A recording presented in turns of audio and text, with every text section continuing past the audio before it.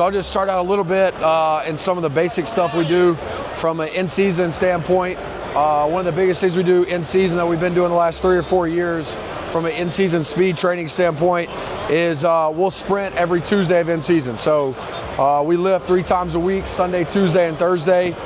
Tuesday being our priority day of lower body, and we have turf strip right in our weight room where we'll get a couple sprints in, just like you would with your lifts. Obviously, microdose, lower volume, but being able to have the 1080s and know exactly where we are and basically continue our progression from the off season all the way through the season.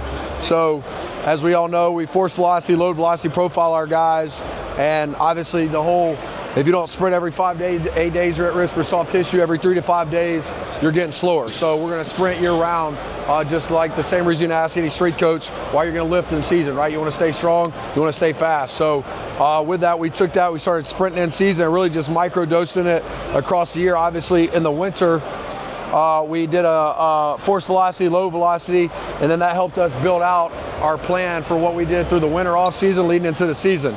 And then as we got into the season, we essentially just broke it down. We used the first 4 weeks to accumulate some and did some heavy resisted loads, around 50% VDEC through the first 4 weeks, and just really built some force output. And then as we went through the season, we really just ran 3-week waves, going 50, 25, 10, and the week of 10% was the individualized week. So we ran a couple frees, and then the 2 individual were based off either low force or low velocity, and that was what they ran.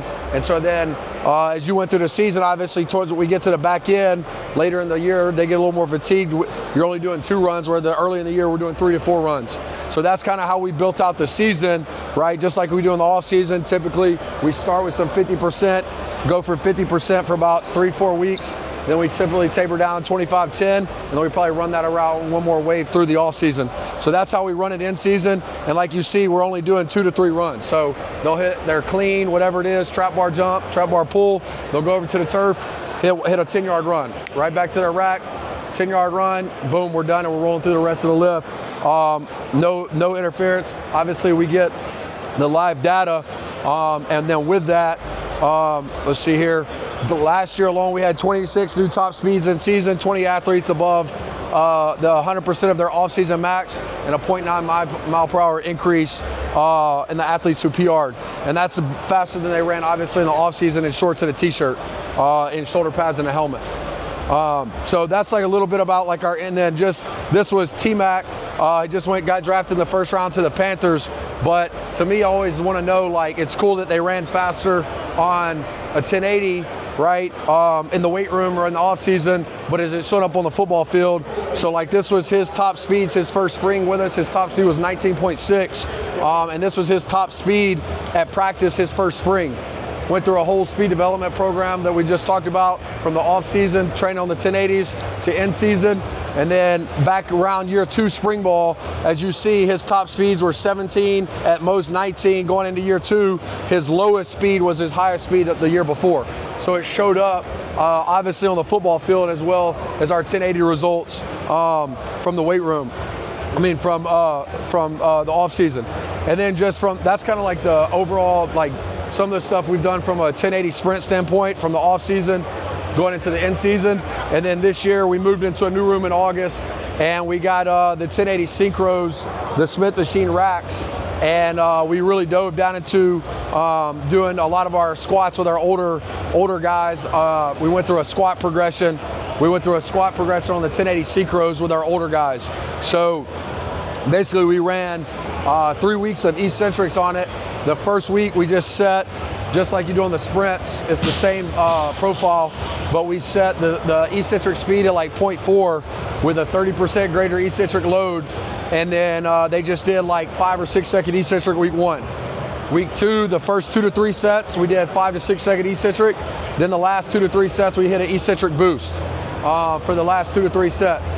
And then week 3, we got a good warm up in, and then all of our sets were eccentric boost. And then going into week 4 and 5, we went isokinetic. So we reversed the speed. It was normal speed on the way down, and then isokinetic on the way up. And we kept that speed around. We started at 0.4, or let's see, 0.4, went 0.3 and 0.2 those 3 weeks. Next 2 weeks, we took them all. We took all speed constraints off, left the eccentric load about 30 to 40% greater, and just did normal speed, but still 30% greater on the eccentric load. And then the last 2 weeks, we put them back on the barbell. And I was joking with one of my assistants because he didn't think it would transfer from the 1080 Syncro Smith machine to a barbell back squat. And every guy that trained that whole cycle on the Syncro 1080s PR'd on their back squat by 15 to 20%. It was insane.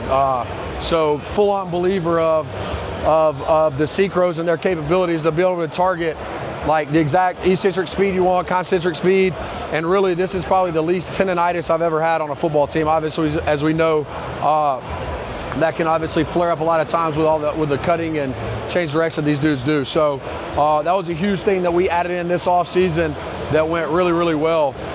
And then we actually did the same thing. I'll see if I can kind of demo it a little bit. So then we did the same type protocol with our lunge progression. So on the days we trained deceleration on the field, we trained that same position in the weight room.